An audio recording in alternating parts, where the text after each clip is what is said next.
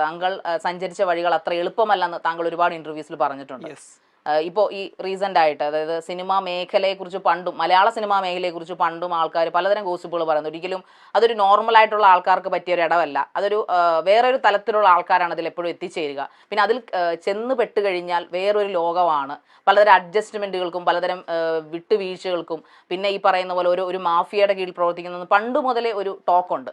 അതായത് സാധാരണ ഞങ്ങൾക്ക് അപ്രാപ്യമായ ഒരു ഫീൽഡ്, ആ ഫീൽഡിലാണ് താങ്കളെ പോലൊരു ലേഡി, ഒരു ട്രാൻസ് ലേഡി നിന്ന് ഇപ്പോൾ തലയുയർത്തി നിൽക്കുന്നത്. അപ്പോൾ തീർച്ചയായിട്ടും അതിൻ്റെ ഉള്ളുകളറകൾ ഒരുപാട് താങ്കൾക്ക് അറിയാമായിരുന്നിരിക്കും.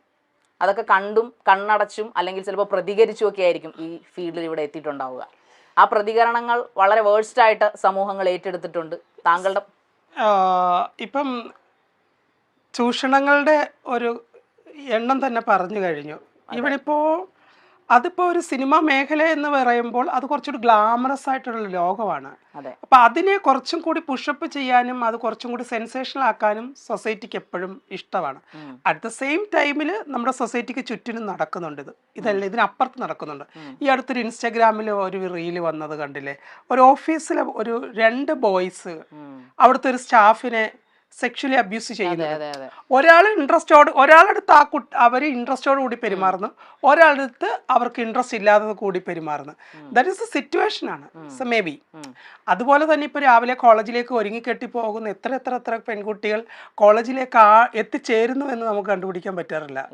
കോളേജിൽ ലഞ്ച് ബ്രേക്കിൽ ചാടുന്ന കുട്ടികൾ പുറത്ത് എവിടേക്ക് പോകുന്നു കണ്ടുപിടിക്കാറില്ല. ഇവനിപ്പോൾ സിനിമാ മേഖലയാകുമ്പോൾ അവരാരുടെ കൂടെ ഇവരാരുടെ കൂടെ എന്നൊക്കെ കുറേ കേൾക്കാറുണ്ട്.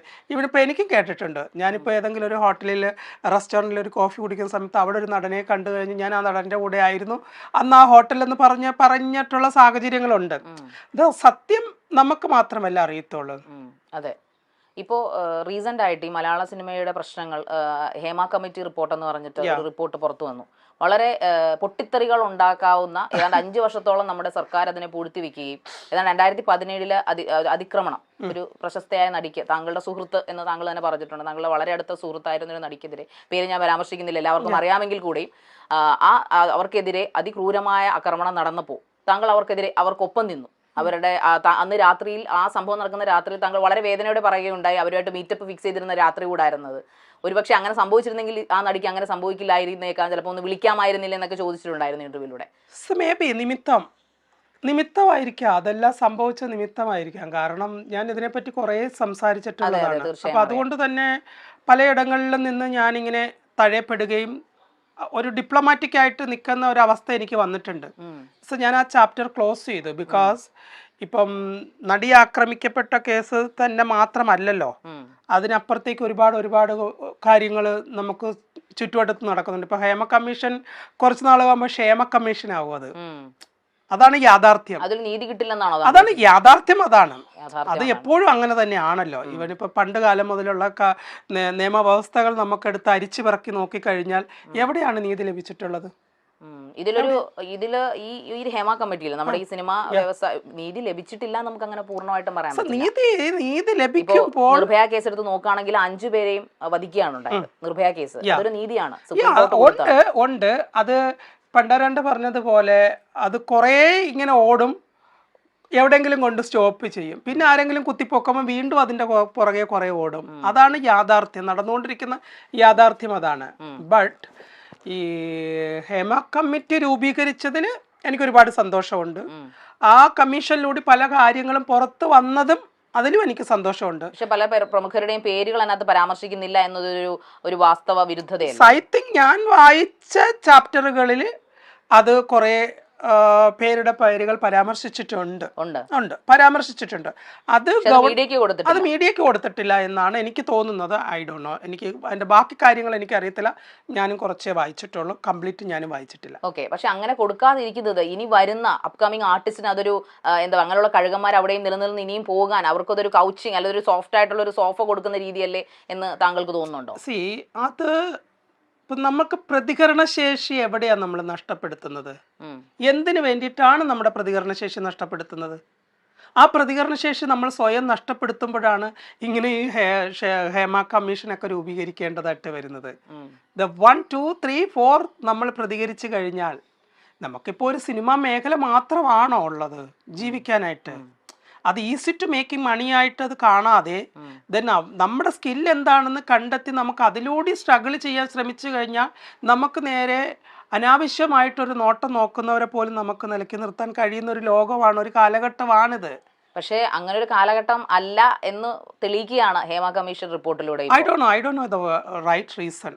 കാരണം എന്ന് പറഞ്ഞാൽ ഞങ്ങളിപ്പോ താങ്കൾ പറഞ്ഞൊരു സ്റ്റേറ്റ്മെന്റ് ഉണ്ട്, പൈസയുടെയും പ്രശസ്തിയുടെയും പുറകെ പോകാതെ. പക്ഷെ പൈസയുടെയും പ്രശസ്തിയുടെയും പുറകെ അവരുടെ ആ ഒരു പാഷൻ അതിലേക്ക് കയറാൻ അല്ല, പാഷന് ഞാൻ ഇതിനു മുമ്പും പറഞ്ഞിട്ടുണ്ട്, ഈ പല പല എന്താ അഡ്ജസ്റ്റ്മെന്റുകൾ എല്ലാ മേഖലകളിലും നടക്കുന്നുണ്ട്.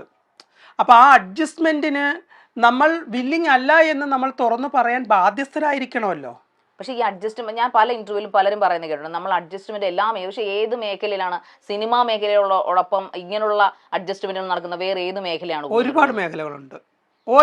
ഒരാൾക്ക് ഡോക്ടർ ആവാൻ, അല്ലെങ്കിൽ ഒരാൾക്ക് എഞ്ചിനീയർ ആവാൻ, അല്ലെങ്കിൽ ഒരാൾക്ക് ഒരു PWD എഞ്ചിനീയറോ അല്ലെങ്കിൽ ഒരു PSC ഉദ്യോഗസ്ഥ, എവിടെയാണ് അഡ്ജസ്റ്റ്മെന്റ്? അവിടെ എല്ലാം മാർക്കിന്റെ അടിസ്ഥാനം താരതമ്യപ്പെടുത്തുന്നുണ്ട്. അതില്ലാന്ന് ബട്ട് അവിടെ mark it's okay fine, but അതല്ലാതെ ശാരീരികമായിട്ടുള്ള അഡ്ജസ്റ്റ്മെന്റ് എന്താണ് അവിടെ ചെയ്യുന്നത്? സീറ്റ് കിട്ടാതെ ശാരീരികമായിട്ട് നടക്കുന്നുണ്ട്. എത്ര സിനിമയിൽ കൂടുതലും ചൂഷണങ്ങൾ ശാരീരികമായിട്ടുള്ള ചൂഷണങ്ങളാണല്ലോ. ഹേമ കമ്മിറ്റിയിൽ അങ്ങനെയല്ലേ വന്നിരിക്കുന്നത്? പക്ഷെ ഹേമ കമ്മിറ്റിയിൽ അങ്ങനെയാണ് വന്നിരിക്കുന്നെങ്കിൽ പോലും പണ്ട് പുരാതന കാലം മുതൽ നമ്മുടെ എന്താ ശ്രീലത ചേച്ചിയൊക്കെ കുറെ ഇന്റർവ്യൂവിൽ പറയാറുണ്ട് അല്ലേ? അപ്പൊ അങ്ങനെയുള്ള ഇന്റർവ്യൂകളൊക്കെ നമുക്ക് സുപരിചിതമാണ്. അത് ഈ കാലാകാലങ്ങളായിട്ട് നടന്നു വരുന്നതാണ്. ഇപ്പൊ കീഴ്വഴക്കമല്ല, കാലാകാലങ്ങളായിട്ട് നടന്നു വരുന്ന ഒരു കാര്യമാണ്. പക്ഷെ WCC വേണ്ടി വന്നു ഇങ്ങനൊരു കമ്മിറ്റി രൂപീകരിക്കാനും ഇങ്ങനൊരു ആക്ഷൻ കൊണ്ടുവരാനും WCC വേണ്ടി വന്നു എന്നുള്ളതാണ് ജെനുവിനിറ്റി കൂടെ ഇപ്പൊ നഷ്ടപ്പെട്ടിരിക്കുന്നു. കാരണം WCCയുടെ തലപ്പത്തിരുന്ന പലരും ഇപ്പൊ കൈയൊഴിഞ്ഞു പോയ അവസ്ഥയാണെന്നാണ് ഹേമ കമ്മിറ്റി റിപ്പോർട്ടിൽ പോലും പറയുന്നത്. അതെനിക്കറിയത്തില്ല. അതായത് ഒരു ലേഡി സൂപ്പർ സ്റ്റാർ എന്നറിയപ്പെടുന്നവർ, അതായത് സൂപ്പർ സ്റ്റാർ, ഞാൻ പേര് പരാമർശിക്കുന്നില്ല, അവർ അതിന്റെ തലപ്പാത്ത് ആദ്യം ഉണ്ടാവുകയും പിന്നീട് കൊടുത്ത മൊഴികൾ പരസ്പര വിരുദ്ധമായിരുന്നെന്നും അവരതിൽ നിന്ന് ഒഴിഞ്ഞു പോവുകയും ചെയ്യുന്നു. എനിക്കറിയത്തില്ല, ഞാൻ ആ നടി ആരാണെന്ന് എനിക്കറിയത്തില്ല. ഞാൻ ആ ഒരു ചാപ്റ്റർ വായിച്ചിട്ടില്ല. താൻ പൂർണ്ണമായും ഒരു സ്ത്രീയായ വ്യക്തിയാണെന്ന് രഞ്ജുമാർ പലപ്പോഴും പറഞ്ഞിട്ടുണ്ട്. രഞ്ജു അടുത്ത സൗഹൃദം സൂക്ഷിക്കുന്ന കുറേ താരങ്ങളുണ്ട്. നമ്മുടെ ഈ സിനിമ ഇൻഡസ്ട്രി നോക്കുകയാണെങ്കിൽ പല താരങ്ങളുടെയും വിവാഹത്തിനും അല്ലെങ്കിൽ പ്രത്യേക ഫംഗ്ഷന് എല്ലാ കാര്യങ്ങൾക്കും മേക്കപ്പ് ചെയ്യുന്നത് രഞ്ജുമാറാണ്. നമ്മുടെ ഭാവനയുടെ വിവാഹമാണ് അതിൽ ഏറ്റവും ഹിറ്റായി മാറിയ ഒരു വിവാഹം. കാരണം മേക്കപ്പിലാണെങ്കിലും വസ്ത്രമാണെങ്കിലും എല്ലാം കൊണ്ടും അടിപൊളിയായ ഒരു വിവാഹമായിരുന്നു. ആ വിവാഹത്തോടെയാണ് ശരിക്കും പറഞ്ഞാൽ രഞ്ജുമാർ ശ്രദ്ധിക്കപ്പെട്ടു തുടങ്ങിയത്. പിന്നാലെ രഞ്ജുവിന്റെ സലൂൺ ആണെങ്കിലും മേക്കപ്പ് ആണെങ്കിലും വളരെ വലിയൊരു രീതിയിൽ ഹിറ്റായി മാറുകയും പലരും രഞ്ജുവിനെ തേടി എത്തുകയും ചെയ്തിട്ടുണ്ട്. കൊല്ലം ജില്ലയിലെ പേരൂരാണ് രഞ്ജുവിന്റെ സ്വദേശം. ഒരു ഓലപ്പുരയിൽ ജനിച്ചു വളർന്ന രഞ്ജു ഇന്നൊരു ബംഗ്ലാവിന് ഉടമയാണ്. അച്ഛൻ, അമ്മ, ചേച്ചി, ചേട്ടൻ ഇതായിരുന്നു രഞ്ജുവിന്റെ കുടുംബം. അച്ഛന് കൂലിപ്പണിയായിരുന്നു, അമ്മ കശുവണ്ടി ഫാക്ടറിയിലെ തൊഴിലാളി. പാടത്തിന്റെ വരമ്പിലായിരുന്നു രഞ്ജുവിന്റെ വീട്. അതിനാൽ ഓരോ മഴക്കാലവും പേടിപ്പിക്കുന്ന ഓർമ്മകളായിരുന്നു രഞ്ജുവിന്. ആ രഞ്ജു ഇന്ന് ലോകത്തെ അറിയപ്പെടുന്ന മേക്കപ്പ് ആർട്ടിസ്റ്റാണ്.